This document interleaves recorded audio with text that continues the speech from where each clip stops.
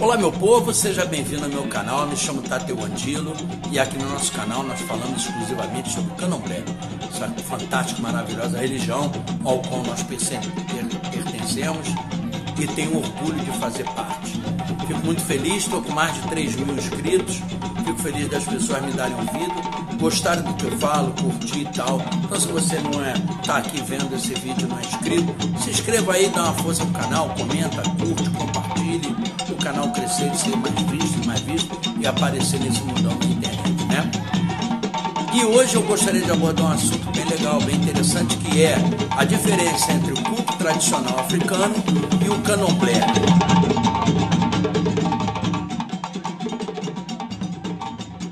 Muita gente não sabe essa diferença, que eu vejo até discurso no Facebook, nas redes sociais, Instagram e tudo, que as pessoas falam, o candomblé do Brasil é uma coisa, o candomblé africano é outra. Eu sinto muito dizer, mas na África não existe candomblé. Não da forma que concebemos aqui e que conhecemos. O candomblé é uma religião onde é de ajuntamento, de aglutinação, né? Nós temos muitas diferenças sobre o culto africano. Eu acho que nós aqui temos 10 ou 20% da prática religiosa que se faz no velho continente. Quando o africano foi escravizado e foi trazido pelas amarras do ferro, pelos grilhões de ferro para o Brasil, para a Europa, para, né, as Américas e tal. Quando chega, vamos falar de Brasil, né? Quando chegou no Brasil, ele trouxe consigo seus sobas, seus engangas, sua fé, sua religiosidade, seu conhecimento sobre plantas, sobre a natureza, sobre o culto a tudo.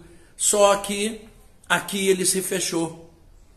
Muita prática religiosa que ele fazia na terra natal, ele deixou de fazer aqui. Eu acho que um dos motivos é a falta de condições de se fazer aqui, né? A falta de elementos, não era propício, e o africano, ele era preso. Ele só tinha tempo para trabalhar, comer e dormir. Ele não tinha muito tempo para fazer as práticas dele, e muita coisa ele não pôde fazer aqui, porque ele não estava na sua tribo. Ele era misturado, era um povo misturado com outro povo. Os Angola foram os primeiros 350 anos de escravidão, o povo banto vem em sua quase totalidade, aí juntou o povo de Angola, o povo de Moçambique, a República Democrática do Congo, e por aí vai, todas as terras foram o primeiro a ser trazidos, né, com todo o seu dialeto, com tudo. E quando ele chegou no Brasil, que ele foi vendido como uma peça comercial, né, ele não tinha não tinha tempo para praticar as suas coisas, e muito menos queria mostrar ao branco, ao seu colonizador, ao seu escravizador, as suas práticas religiosas. Então, algumas coisas se perderam ou não foram trazidas justamente por causa dessa pouca condição ou nenhuma condição de se fazer. Uma delas é a máscara. Eu falei, vou deixar até o link aqui na descrição do vídeo, um vídeo que eu falo sobre a Armucange, que hoje em dia algumas pessoas modernistas querem usar a máscara como se fosse um aparamento, como é um AD, um filar. Eu já falei isso lá atrás, não vou ficar repetindo, mas não é. A máscara é um fundamento, né? Não é um aparamento, não é uma vestimenta, não é um enfeite que se coloca no inquice, é um fundamento, e para se ter direito existem obrigações, e aqui não foi possível fazer. Outra prática que não se trouxe para o Brasil foi o cesto de adivinhação Ingombo.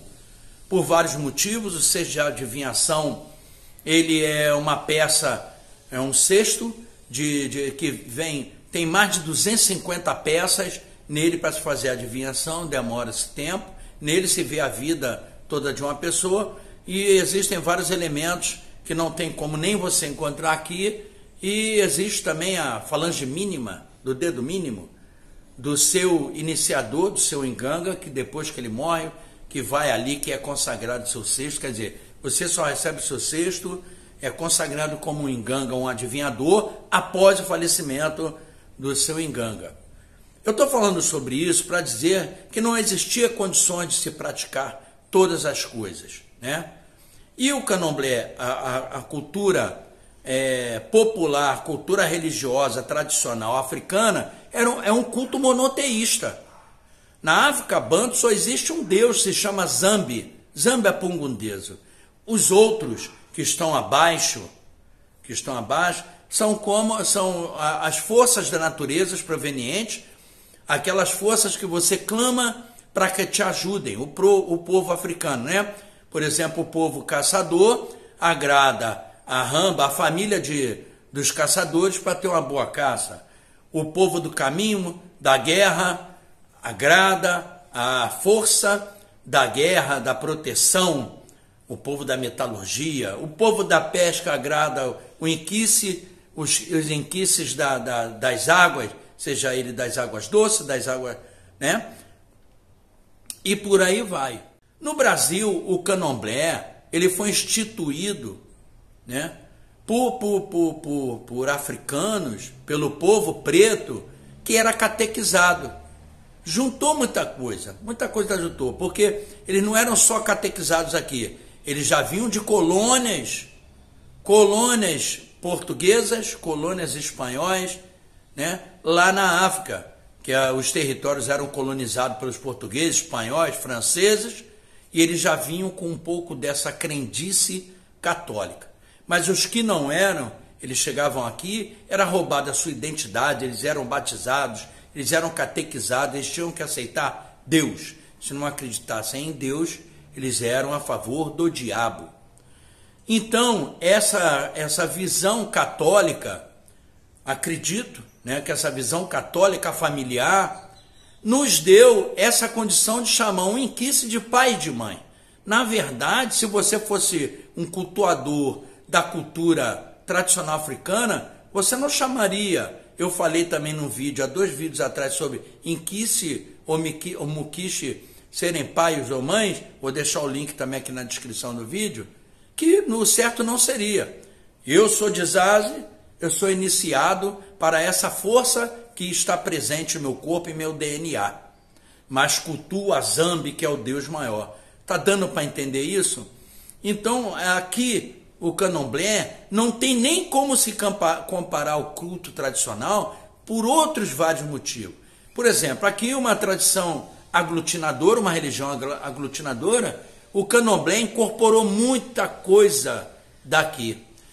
Uma coisa que não existe na África, coisas que não existem na África no culto deles e existem aqui, herês. Os herês foram incorporados ao candomblé, que também falo sobre o Vunge, num vídeo meu atrás. Herê foi incorporado no candomblé. Pretos velhos foram incorporados em muitas casas de candomblé, provenientes de pessoas que vieram da Umbanda. Isso já é um assunto bem mais distante, mas eu só estou pontuando para saber qual a diferença. Exus urbanos, catiços, povo de rua foram incorporados ao candomblé. Isso não existe no culto tradicional africano. E temos também a inserção dos caboclos, que todos esses que eu falei são mitologia brasileira. Não veio nada, nenhum deles vieram da África. Essas coisas, vestimentas, roupas, e tudo mais que se usa hoje por influência das senhorinhas, das mulheres dos donos dos engenhos, das fazendas, que o africano era escravizado e trabalhava. Então ele olhava para o seu senhor, ele olhava para a sua senhora, e era a visão da vitória, queria se vestir igual, botar as roupas das senhorinhas, as amas, as africanas escravizadas, e os homens colocar seus ternos com a boinazinha europeia, com sapatezinho. Daí nasceu o jeito de se vestir e nasceu também a vestimenta litúrgica, né? Depois, claro que com a modernização, passaram-se centenas e centenas de anos, as pessoas começaram a estudar, entender mais um pouco o que é. ter acesso a dicionários e querer melhorar a sua prática religiosa. Eu acho bem louvável a pessoa melhorar, estudar, para saber a origem, de onde veio isso tudo. Mas esse estudo não pode ultrapassar ao que você foi iniciado aqui, porque você não é africano, você não pertence à religião africana, você pertence ao candomblé, que é uma religião brasileira. Ninguém pode te condenar se você não fala o dialeto correto. Aliás, quem fala? Quem é que fala o dialeto correto? Né? Nós temos que ter uma boa prática litúrgica, tocar nosso candomblé, praticar a nossa fé, a nossa religiosidade. Essa é a coisa importante. Foi tanta coisa modificada, gente. Hoje em dia, ninguém sabe mais. Do jeito que colocam, ainda mais os modernistas, do jeito que eles colocam, eles falam que todos somos errados. Gente, se eles falam desse jeito, o candomblé foi fundado por pessoas burras, pessoas analfabetas, pessoas erradas.